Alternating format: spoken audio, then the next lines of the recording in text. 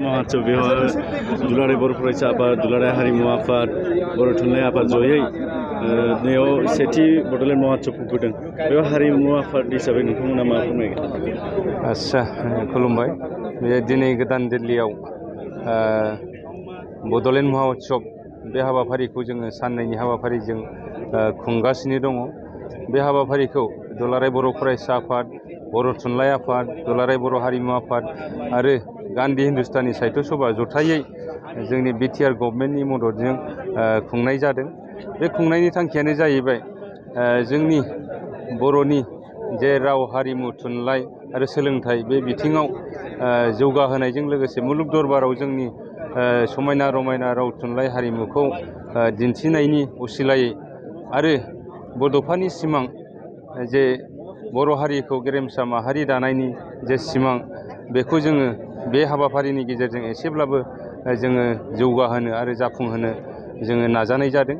आरो जोङो दिनै हारिमु आफाद हिसाबै जों बेखौनो नुनो मोनदों आरो मोनदांदों जे जोंनि बर'नि जे समायना रमायना हारिमुखौ बे हाबाफारिनि गेजेरजों जोङो मुलुग दरबाराव एसेब्लाबो जोङो दिनै बांसिनै जोङो जायगा मोननाय एबा मुलुगनि सुबुं माहारिनो जोंनि हारिमुखौ सिनायथि होनो थाखाय एबा सिनायथि होनायाव दिनैनि बे हाबाफारिया गोबां मदद होदों।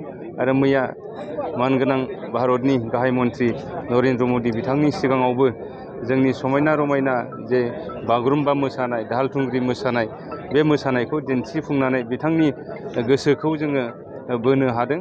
आरो बे हाबाफारियाव जोंनि बे हारिमु हाबाफारिया गोबां गोसो बोनाय नुनो मोनदों रायजो राजाफोर बिथांमोनखौ। गोजोन्थों। ধন্যবাদ জ্ঞাপন কৰিছোঁ আৰু এই যে তেওঁ কষ্টৰ বিনিময়ত যে শান্তি আহিল সেইটো অমৰ আখৰেৰে লিখা থাকিব সেই কথা মই প্ৰকাশ কৰিছোঁ। আজি শোভাযাত্ৰা আমি ওলাম আৰু ৫,০০০ৰো অধিক মানে অংশগ্ৰহণেৰে যি শোভাযাত্ৰা সাংস্কৃতিক শান্তিৰ কাৰণে যি মেগা ৰেলী